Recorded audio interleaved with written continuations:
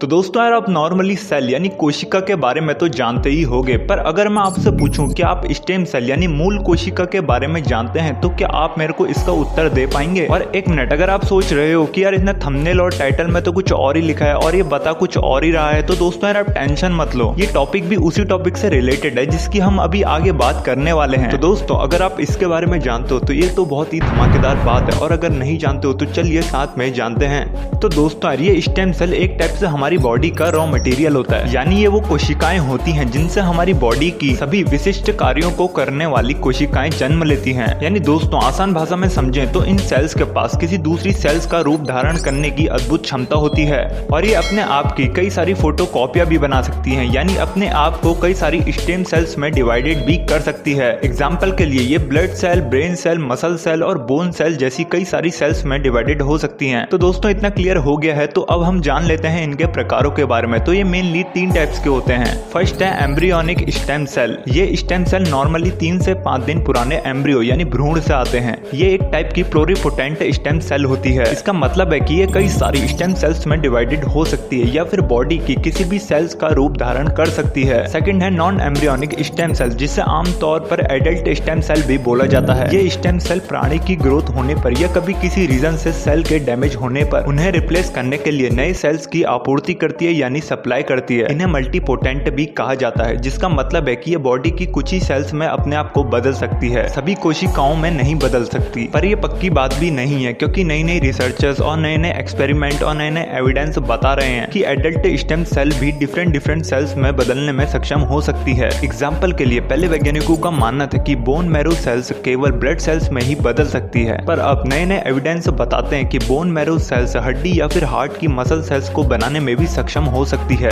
Third, induced pluripotent stem cell. दोस्तों इस type की स्टेम सेल को वैज्ञानिकों द्वारा लैब में बनाया जाता है। वैज्ञानिक एडल्ट सेल को जेनेटिक रिप्रोग्रामिंग की मदद से स्टेम सेल में बदल देते हैं। ये स्टेम सेल भी एम्ब्रियोनिक स्टेम सेल की तरह प्लोरीपोटेंट होती हैं, यानी ये भी किसी भी टाइप की सेल्स में बदल सकती है। तो दोस्तों अब एक सीधी सिंपल बात तो क्लियर हो चुकी है कि ये स्टेम सेल्स बॉडी की किसी भी सेल्स में बदल सकती है। अब क्योंकि इसके पास ये अद्भुत क्षमता है, तो वैज्ञानिकों का मानना है कि ये कई टाइप की विचित्र गंभीर बीमारियों के इलाज और उन्हें समझने, उन्हें पढ़ने में हेल्पफुल हो सकती है। वैज्ञानिकों के मुताबिक ये डैमेज ऑर्गन्स और टिश्यूज को बदलने के लिए, सेल में जेनेटिक डिफेक्ट्स के कारणों पर रिसर्च करने के लिए, और आखिर में सबसे मेन ऑर्गेनॉइड्स के डेवलपमेंट के लिए। दोस्तों ऑर्गेनॉइड्स ऑर्गन का ही एक मिनिएचर वर्जन होता है, यानी एक छोटा सा स्वरूप होता है, जिसे लैब में इन्हीं स्टेम सेल्स की मदद से बनाया जाता है। और दोस्तों हाल ही में जर्मनी के इंस्टीट्यूट फॉर ह्यूमन जेनेटिक्स के वैज्ञानिकों ने एक छोटा टाइनी आर्टिफिशियल ह्यूमन ब्रेन बनाया है, और गजब की बात तो ये है कि इस मिनी ब्रेन में आंखों जैसा स्ट्रक्चर भी उभर आया है। एक टाइप से आंखें ही हैं, पर ये आंखें पूरी तरह से वेल डेवलप नहीं है। अगर हम इसके बारे में थोड़ा जाने तो वैज्ञानिकों का कहना है कि इसमें आंखें ऐसे डेवलप हुई हैं जैसे 30-40 दिन के भ्रूण की होती है, यानी गर्भ में पल रहे बच्चे की।